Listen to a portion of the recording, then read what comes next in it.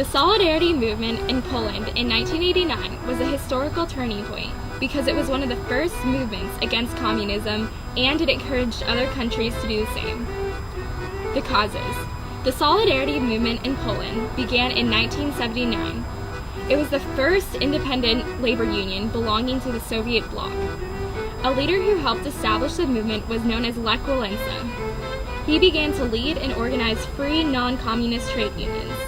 He negotiated the Gdansk Agreement of 1980, which allowed for workers to strike and organize their own independent union. The movement was also supported by the Catholic Church, and in 1981, John Paul II invited Walesa to Vatican to discuss it. However, the movement was suppressed in 1981 because of the fear of Soviet armed intervention, but then it re-emerged in 1989 to take part in free elections.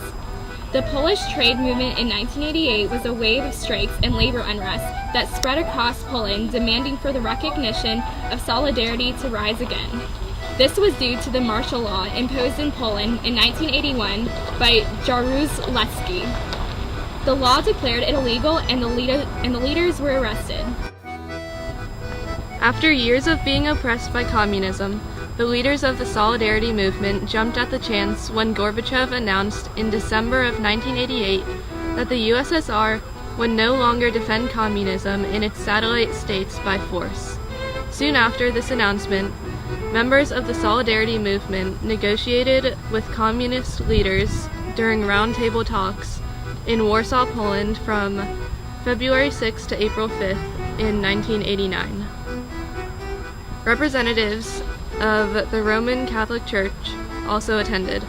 As a result of the roundtable negotiations, Solidarity was again legalized, and the first partially free elections were held on June 4, 1989. Solidarity candidates won all but one of the Senate seats, and they won all of the open parliamentary seats. In August later that year, Tadeusz Mazowiecki becomes the Soviet bloc's first non-communist prime minister. In addition to Lech Walesa, Pope John Paul II played a major role in advocating for change. He was elected as Pope in 1978 and gained an international following with his rallying cry, "Be not afraid." In 1979, he made a visit to Poland where he protested communism. The people responded by creating posters that said, "The party is for the people, but the people are for the Pope." John Paul II's activism encouraged other church leaders such as the Czech Cardinal Franciszek Tomasz to speak out against communism as well. His visit to Poland is also what inspired Lech Walesa to form the Solidarity Trade Union. Soviet authorities saw this union as a threat and were planning a mass arrest of the Soviet leaders. However, John Paul II intervened by writing a letter directly to the Soviet president, giving his support to Solidarity and warning him about the consequences of such an action. While this only delayed the crackdown, the Pope had set a precedent that would carry forward to the overthrow of the communist government in 1989. In fact, in December of 1989, Gorbachev visited the Pope in the Vatican, marking an extraordinary end to the hostilities between the Soviets and the Catholic Church. Strikes were led by Walesa, an electrician that supported Solidarity, and in 1980, 17,000 workers at the Lenin shipyard in Gdansk staged a strike and barricaded themselves in hope for freedom. In 1981, after the Solidarity movement was suppressed, any supporters or leaders of the movement that tried to enforce it would be arrested.